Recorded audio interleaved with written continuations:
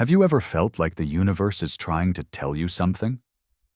Like there's a force beyond your understanding, gently guiding you toward a truth you've always known, but never fully grasped.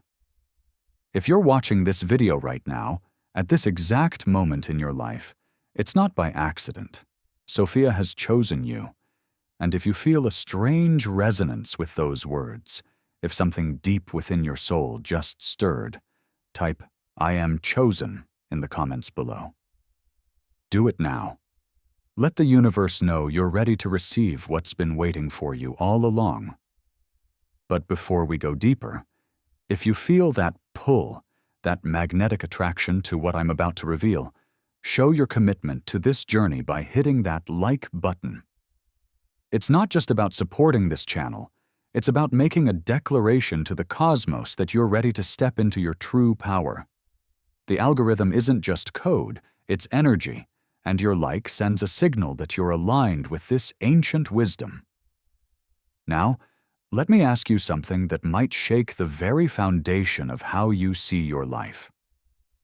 What if everything you've experienced, every heartbreak, every moment of confusion, every time you felt lost in the darkness, was actually preparation? What if there's been an ancient feminine intelligence watching over you, orchestrating your struggles not to punish you, but to awaken you? The Gnostics called her Sophia, the embodiment of divine wisdom, and according to the most secret teachings hidden for centuries, she doesn't reveal herself to everyone. She chooses. And if you're here, if these words are reaching into the depths of your being and touching something you can't quite name, you've been chosen. In this video, I'm going to reveal why Sophia has selected you, what this means for your spiritual journey, and most importantly, what you must do now that you've been called. We'll explore the ancient mystery of divine feminine wisdom, uncover the signs that prove you're among the chosen, and I'll give you practical techniques to fully awaken to your purpose. But I warn you, once you understand this truth, there's no going back to who you were before. Are you ready? To understand why Sophia has chosen you, we must journey back through the veils of time to the very origins of wisdom itself. Long before organized religions built their towering cathedrals and rigid doctrines, there existed a sacred tradition that recognized the divine as both masculine and feminine, a complete unity of complementary forces.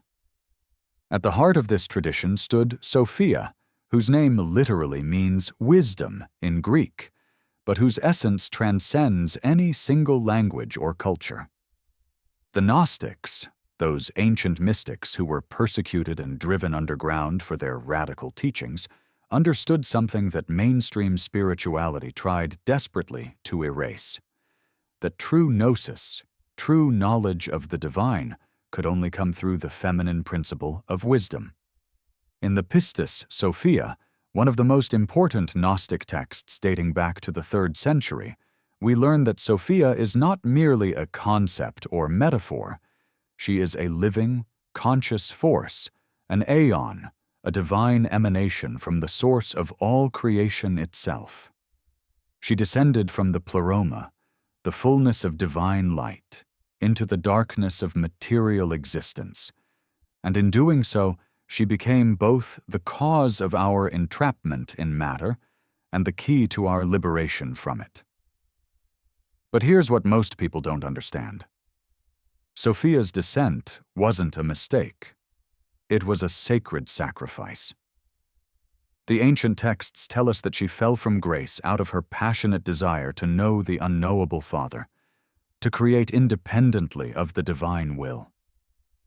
In her fall, she gave birth to the demiurge, the false god who created the material world, the very prison of illusion we find ourselves trapped in today. Yet within this seemingly tragic tale lies the most profound secret. Sophia scattered fragments of her divine light into certain human souls, creating a lineage of the awakened ones, those who carry her spark within them. These are the pneumatics, the spiritual ones, and if you're watching this, You are one of them. This teaching didn't die with the Gnostics. It went underground, preserved by mystery schools, alchemists, and secret societies throughout the ages. The medieval Kabbalists spoke of the Shekinah, the feminine presence of God in exile, waiting to be reunited with her divine counterpart. The Christian mystics, particularly Hildegard of Bingen and Jakob Böhme, experienced visions of Sophia as the cosmic mirror of God's wisdom, the soul of the world itself. Even in Eastern traditions, we find her echoes in the concept of prajna in Buddhism, the perfection of wisdom that cuts through all illusion, and in the Hindu goddess Saraswati, who bestows knowledge and enlightenment upon her devotees. In the Russian Orthodox mystical tradition, Sophia became Sophiology, an entire theological movement recognizing her as the mediating principle between God and creation. Vladimir Solovyov, the great Russian philosopher, experienced direct visions of Sophia 3 times in his life, each time at a crucial turning point that redirected his entire spiritual trajectory. He described her as having eyes that contained the blue of ancient oceans and the depths of infinite skies. And in her gaze, he found the answer to every question his soul had ever asked. What all these traditions understood, across cultures and centuries, is that Sophia chooses her followers. She doesn't call everyone. The masses remain asleep, content with surface-level existence, their souls never stirring with that divine restlessness that marks the chosen. But you've felt it, haven't you? That inexplicable longing for something more, that sense that conventional life, no matter how successful or comfortable, feels hollow at its core. That's Sophia's call. That's her divine spark within you, remembering its true home and refusing to be silenced by the illusions of this world. The ancient Gnostics believed that this awakening, this anamnesis or unforgetting, was the beginning of the journey back to the pleroma, the journey back home. Now that you understand the ancient lineage of this teaching, let's dive into what it actually means that Sophia has chosen you, and more importantly, why you specifically have been selected at this precise moment in human history. This isn't about spiritual elitism or being better than anyone else. It's about recognizing a sacred responsibility that your soul agreed to long before you incarnated into this physical form. Think of it this way.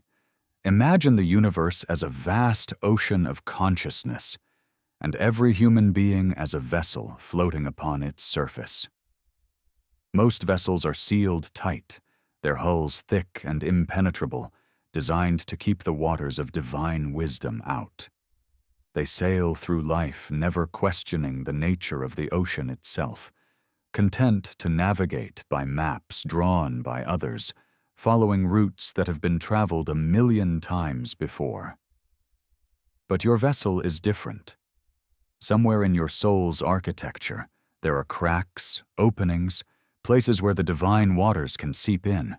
These aren't flaws, they're features. They're the marks of Sophia's touch upon your eternal essence. These openings were created through what the mystics call sacred wounds. Every time you've experienced profound suffering, every moment when life shattered your expectations and left you broken in the darkness, you weren't being punished. You were being initiated. Sophia works through the wound. She cannot enter a soul that is completely comfortable, completely certain, completely closed to the mystery. This is why the path of wisdom has always been associated with the night, with descent, with the journey into the underworld. The ancient alchemists knew this secret and encoded it into their cryptic texts. In sterquilinius invenitur. In filth it will be found. The treasure, the philosopher's stone, the divine wisdom itself is discovered not in the light of day, but in the darkness of decomposition and transformation. When Sophia chooses you, she marks you with specific signs that distinguish you from those who remain asleep. The first and most unmistakable sign is what I call the gift of divine discontent. You've never quite fit into the world's standard categories. Even when you've tried to play the game, to follow the prescribed path of success, something inside you has always rebelled. You've looked at people who seem perfectly content with conventional life.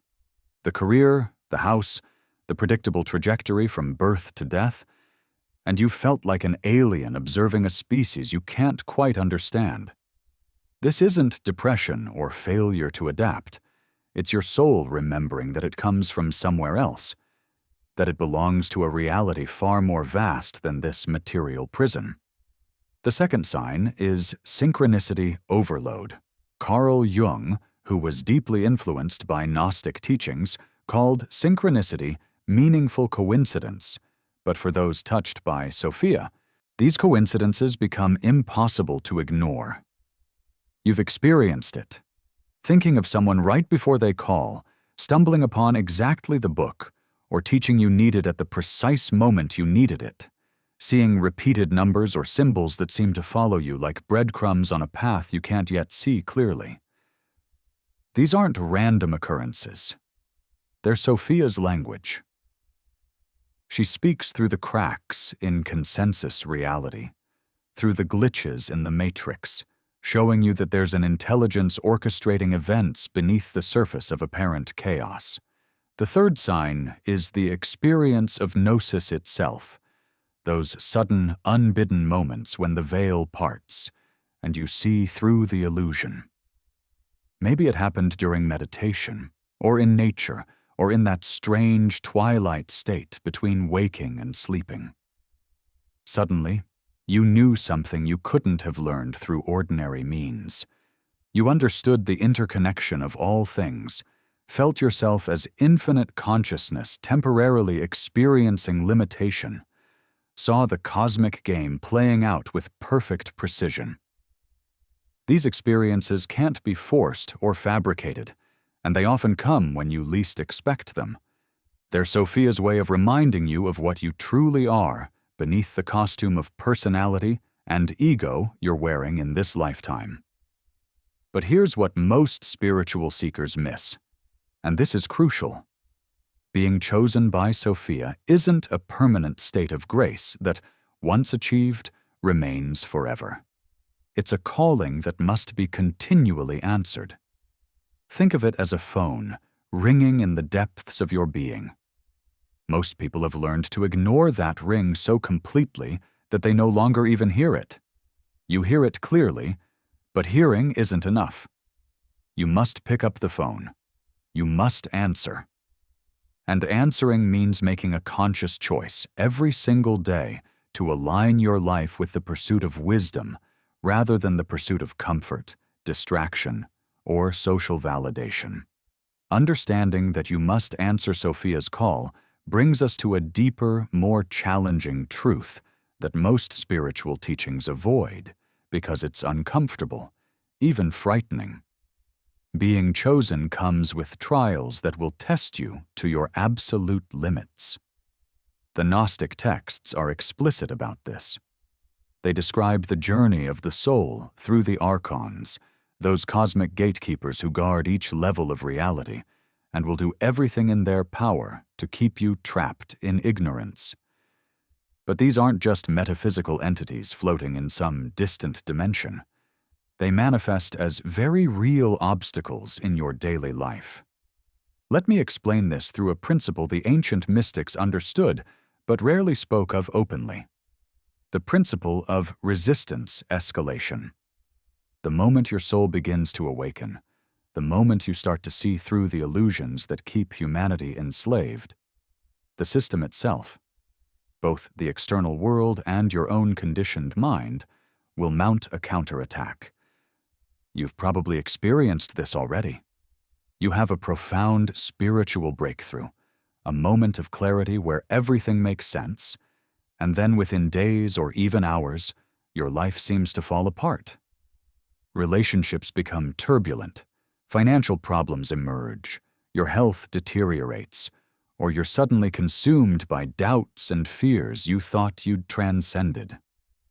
This isn't coincidence, and you're not doing something wrong. This is the archonic response.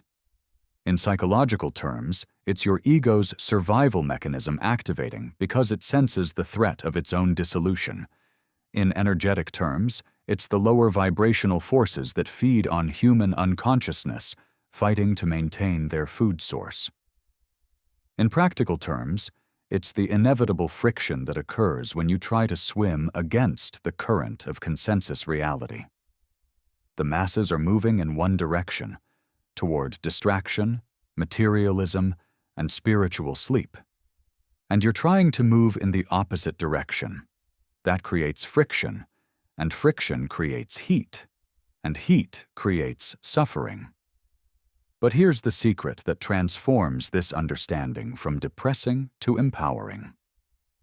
Sophia doesn't just choose you and then abandon you to face these trials alone.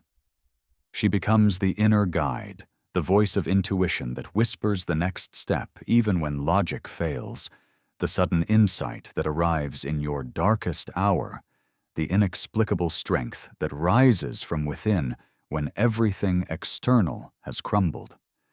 The Gnostics called this the divine spark, or pneuma, and it cannot be extinguished by any force in this world, no matter how powerful. It can be buried, ignored, or forgotten, but it cannot be destroyed. This brings us to one of the most paradoxical and least understood aspects of Sophia's choosing. She is both the one who fell and the one who redeems. Remember the myth. Sophia descended from the divine realm in her passionate desire to know the ultimate mystery, and in doing so, she became trapped in matter, giving birth to the flawed creation we inhabit. Every soul she chooses carries this same dual nature. You are both fallen and divine, both trapped in illusion and capable of perfect gnosis, both utterly human and completely transcendent. This isn't a problem to be solved, but a paradox to be embodied. Most spiritual paths try to resolve this paradox by denying one half of the equation. They tell you to transcend the body, to escape matter, to rise above your humanity. Or conversely, they tell you to fully embrace the material world and dismiss spiritual seeking as escapism. But Sophia's path is the middle way that includes both extremes. You honor your divine nature while fully inhabiting your human experience. You recognize the illusion while still playing your part in the cosmic drama. You hold the tension of opposites without collapsing into either side. This is what the alchemists meant by the sacred marriage, or hieros gamos, the union of opposites within your own being. Sophia represents the divine feminine principle of receptivity, intuition, and wisdom, but she cannot complete her work without the divine masculine principle of action, structure, and will. Inside you, both forces must come into balance. If you're only receptive, only waiting for divine inspiration, you become passive and ineffectual, a spiritual dreamer who never manifests anything in the real world. If you're only active, only pushing forward with willpower, you become disconnected from the source of true guidance and end up building elaborate structures on faulty foundations. The chosen ones, those marked by Sophia, are being prepared for a specific task in this cosmic moment. We are living in what the ancient traditions called the Kali Yuga, the age of darkness and spiritual ignorance, the time when humanity is furthest from its divine source. But every age of darkness contains within it the seeds of the coming age of light. You are one of those seeds. Your awakening isn't just for your personal benefit or individual enlightenment, though it certainly includes that. You're being prepared to be a bridge between worlds, a translator of divine wisdom into forms that can reach others who are beginning to stir from their sleep. You're being forged in the fires of this difficult incarnation so that you can hold more light, transmit more truth, and serve as an anchor point for the consciousness shift that is slowly, inevitably transforming our entire species. This is why your struggles have been so intense, why your path has been so difficult. Ordinary challenges create ordinary people. Extraordinary challenges, the kind that break you open and remake you from the inside out, create the vessels strong enough to carry Sophia's wisdom into a world that desperately needs it, but doesn't yet know how to ask for it. Now we arrive at the most crucial part of this teaching. What you must actually do now that you understand Sophia has chosen you. Knowledge without application is merely intellectual entertainment, and Sophia doesn't call you to be entertained, she calls you to be transformed. The practices I'm about to share aren't New Age inventions or modern self-help techniques. They're drawn from the ancient mystery schools, refined through centuries of secret transmission, and adapted for the unique challenges of our current moment in history. The first practice is what I call the daily descent. Every morning, before you engage with the external world, before you check your phone or speak to another person, spend 15 minutes in conscious descent into your inner darkness. Sit in silence, close your eyes, and instead of trying to reach upward toward the light, as most meditation teaches, intentionally move your awareness downward into the parts of yourself you've been avoiding. The fear you don't want to acknowledge, the shame you've buried, the anger you've repressed, the grief you've never fully felt. Sophia dwells in the depths, not the heights. She's waiting for you in the places you're most afraid to look. As you breathe into these shadow territories, simply observe without judgment and speak silently. Sophia, grant me the wisdom to see what I've refused to see. You'll be amazed at what emerges when you stop running from your own darkness and instead invite divine wisdom to illuminate it. The second practice is sacred questioning. Sophia is the goddess of wisdom, and wisdom begins not with answers, but with the right questions. Throughout your day, particularly when you feel triggered, confused, or emotionally reactive, pause and ask, what is this trying to teach me? What deeper pattern is revealing itself? What am I being invited to understand? Write these questions in a journal you dedicate specifically to this work. Don't force answers. Simply hold the questions with genuine curiosity and allow Sophia's wisdom to emerge in her own timing. Often, the answer will come hours or days later through a conversation, a dream, or a sudden insight that stops you in your tracks. This practice transforms your entire life into a teaching, making you an active participant in your own initiation, rather than a passive victim of circumstances. The third practice addresses the resistance you will inevitably face. Create what the mystics called a consecrated space, a physical location in your home dedicated solely to your communion with Sophia. It doesn't need to be large. Even a corner of a room will work. Place objects there that represent wisdom to you. Perhaps a candle, an image of Sophia, or another representation of divine feminine wisdom, crystals or stones, meaningful books.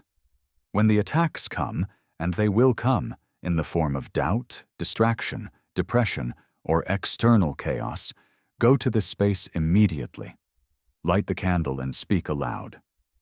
I recognize this as the resistance to my awakening. I do not fight it, but I do not yield to it. Sophia, strengthen me. Then sit in silence for at least 10 minutes. This simple act creates a pattern interrupt that prevents the downward spiral of consciousness that derails so many seekers. The fourth practice is perhaps the most challenging, but also the most transformative: conscious sacrifice. Sophia's original descent was an act of sacrifice. She gave up her place in the divine realm out of love and curiosity. Your awakening requires sacrifice too, but not the kind religions usually demand. You must consciously identify one thing in your life that keeps you comfortable but spiritually asleep, and release it. This might be a relationship that you've outgrown but cling to out of fear. A job that provides security but deadens your soul. A habit or addiction that numbs you to your deeper feelings. A belief system that limits your perception of reality. Choose one, and over the course of the next lunar cycle, 28 days, systematically release it while journaling about what arises in the empty space it leaves behind. Sophia cannot fill a cup that's already full. You must create space for her wisdom to enter. The fifth practice is dream incubation. Before sleep each night, as you're in that threshold state between waking and dreaming, silently call to Sophia and ask her to visit you in the dream time.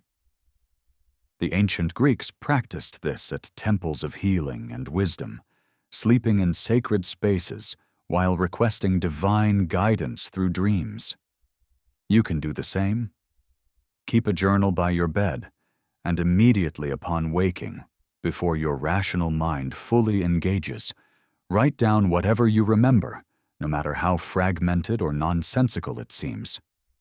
Over time, you'll begin to recognize Sophia's symbolic language, the way she communicates truths that bypass your intellectual defenses and speak directly to your soul. Finally, the practice of service as sacrament. This is the outward expression of your inner development. Once per week, perform an act of service that asks nothing in return and that you tell no one about except in your private journal to Sophia. Help someone anonymously. Give money to someone in need without them knowing the source. Clean up a public space. Support a cause that serves the greater good. The ego wants credit, wants recognition, wants to be seen as spiritual or good. By serving in secret, you starve the ego while feeding your connection to Sophia, who sees all and honors the purity of action undertaken solely for the sake of wisdom and compassion. These practices work synergistically. The morning descent softens you and opens you. The sacred questioning keeps you alert and learning. The consecrated space provides refuge during trials. The conscious sacrifice creates capacity for more light. The dream work establishes direct communication, and the secret service anchors everything in practical reality while preventing spiritual bypass. Commit to all 6 practices for a minimum of 90 days, the traditional period for establishing a new pattern in consciousness. And you will not be the same person at the end of that period. Sophia will have moved from an interesting concept to a lived reality, from a distant myth to an intimate companion guiding every step of your journey. We've traveled together through ancient corridors of wisdom, through the hidden chambers where Sophia's mysteries have been preserved across millennia, waiting for those with eyes to see and ears to hear. And now you stand at a threshold. Everything you've learned in this video has brought you to this singular moment of choice. Because knowledge, no matter how profound, means nothing without the courage to act upon it. You now understand that your presence here, watching this video at this exact point in your life's journey, is no accident. Sophia has been orchestrating events, arranging synchronicities, dismantling your false securities, and breaking open your heart precisely so you would arrive here, ready to receive what you've been searching for across lifetimes. The divine spark within you recognized the call before your conscious mind could even name it. That restless longing you've carried, that sense of being a stranger in a strange land, that inexplicable knowing that you're meant for something more. It was all Sophia's voice, echoing through the chambers of your soul, refusing to let you settle for spiritual sleep. But here's the truth that separates those who merely understand from those who embody. The path of wisdom is not for the faint of heart. It is not a comfortable spiritual hobby to be practiced when convenient and abandoned when challenging. It is a complete reorganization of your entire existence, a death and rebirth that never truly ends because each level of awakening reveals yet another veil to be pierced, another illusion to be seen through, another layer of false self to be surrendered. The Gnostics were persecuted and murdered for these teachings because those who benefit from humanity's sleep cannot tolerate those who insist on waking up. You will face your own persecution, perhaps not physical, but the subtle and not so subtle rejection that comes when you stop participating in collective delusions, when you refuse to pretend anymore, when you live from truth rather than from social acceptance. And yet, despite the challenges, despite the loneliness that sometimes comes with the path of awakening, despite the trials that will test your resolve again and again, you have been given the greatest gift the universe can bestow: the opportunity to remember who you truly are. Beneath the layers of conditioning, beneath the wounds and the fears, beneath every story you've told yourself about your limitations, there exists a being of infinite light and wisdom, a fractal hologram of the divine itself, temporarily experiencing separation so that it can consciously choose reunion. That being is you. That consciousness is your true nature. And Sophia is the guide who leads you back home. So here is my final question for you, the one that will determine everything that comes next. Will you answer the call? Will you commit to the practices, do the work, face the shadows, and allow yourself to be remade in the fires of transformation? Or will you let this moment pass, filing this video away as interesting information, perhaps even sharing it with others while never truly applying it in your own life? The choice, as it has always been, is yours alone. No one can walk this path for you. No teaching, no guru, no external authority can do the inner work that only you can do. If you choose to answer, if you choose to step fully into your role as one of Sophia's chosen, then begin tonight with the practices I've shared. Start with the daily descent tomorrow morning. Create your consecrated space this weekend. Let the next 90 days be your initiation into a deeper level of awakening than you've ever experienced before. And know that you don't walk alone. Sophia herself walks with you, within you, as you. Every moment of doubt, she is the quiet knowing beneath it. Every trial, she is the strength that rises to meet it. Every darkness, she is the wisdom that transforms it into light. Return to this video whenever you need to remember why you're doing this work. Share it with others who are stirring from their sleep, who carry that same divine restlessness in their eyes. And most importantly, document your journey, because one day, when you've traveled further along this path, you too will be called to help others awaken, to be a bridge between worlds, to translate the mysteries for the next generation of seekers. That's how the lineage of wisdom continues, passed from hand to hand, from heart to heart, from one chosen soul to another, across the endless spirals of time. Sophia chose you before you were born. She's been waiting for you to choose her in return. This is that moment. Don't let it pass. The universe is holding its breath, waiting to see what you'll do with this knowing. Make your choice, and make it count. The journey of 1,000 miles begins with a single step, and you've just taken it. Now keep walking, keep seeking, keep awakening, and know that every step you take toward wisdom, Sophia takes a step toward you, until the distance between seeker and sought disappears entirely, and you realize you were never separate at all. If this message reached the depths of your soul, honor that recognition by typing "I am awake" in the comments. Let it be your declaration to the universe.